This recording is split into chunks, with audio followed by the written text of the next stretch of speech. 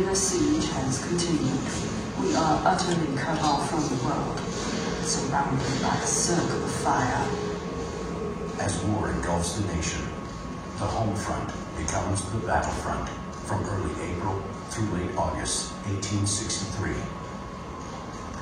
In Richmond, capital of the Confederacy, the city's population and costs for basic necessities have soared as a result of the war. People are hungry. On April 2nd, a crowd of more than 1,000 women and boys gather, saying they must have food. We are starving. We are going to the bakeries, and each of us will take a loaf of bread. That is little enough for the government to give us after it has taken all our men. A large number of women were helping themselves to hams, middlings, butter, and in fact everything they could find. Some of the women are arrested, tried, and found guilty, but later pardoned because there is not enough food to keep them in jail. Hunger is something residents of Vicksburg, Mississippi will come to know well. The Union Army wants to secure control of the Mississippi River and divide the Confederacy's eastern and western halves. To do so, Union soldiers must capture Vicksburg and Port Hudson, Louisiana, the only remaining Confederate strongholds on the Mississippi. After attempts to take Vicksburg fail, the Union Army begins a siege that lasts from April 18th until July 4th. Hellish bombardment forces residents to flee into caves. Several shells exploded just over our heads, with the certainty that there was no way of escape. For one moment, my heart seemed to stand still.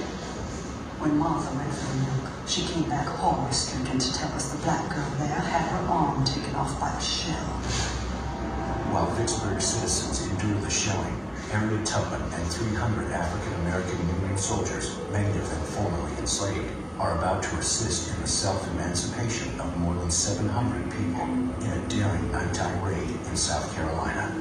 Spying for the Union, Tubman has learned the location of Confederate mines in the Combahee River from enslaved people willing to trade information for freedom. On June 1st, Tubman guides Union boats safely to the plantations of leading secessionists. As the Union soldiers destroy Confederate supplies, the enslaved people liberate themselves. You can see the people coming from every direction. They'll come running to the gun post through the rice fields, just like a procession.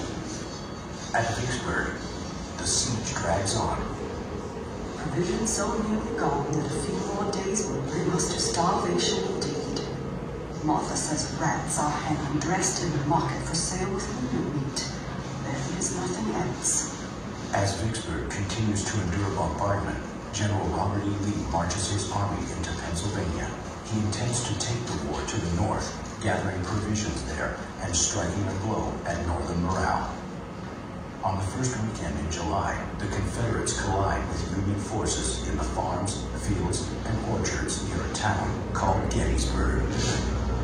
We were in the very center of the first shock of battle. Horses and men were falling under our eyes.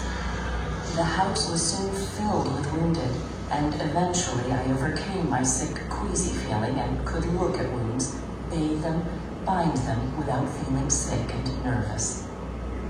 Much blood is shed by the end of the three-day battle, the deadliest and most costly ever fought on U.S. soil. Lee's defeated army retreats back into Virginia. The people of Vicksburg are defeated too, starved into submission. The Confederate Army finally surrenders the city on July 4th and Port Hudson on July 9th. The entire Mississippi River is now under Union control. A few days later, a military draft and racial tensions in a hot and muddy New York City sparked the largest civil insurrection in American history, aside from the Civil War itself. A new law makes all men between 20 and 45 liable for military service. White laborers resent that wealthy men can pay $300 for a substitute to fight in the war. They also fear job competition from blacks who can't be drafted. Tensions erupt into violence July 13th. There were large crowds assembled to resist the draft. The police were successfully opposed. Many were killed, many houses gutted and burned. The colored asylum was burned and all the furniture carried off by women. Negroes were hung in the streets.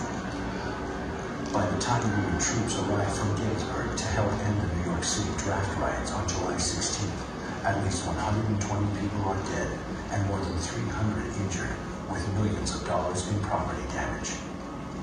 Farther west in Missouri, Union officials suspect residents of 4 rural counties actively support Confederate guerrillas. On August 25th, General Order Number 11 is issued.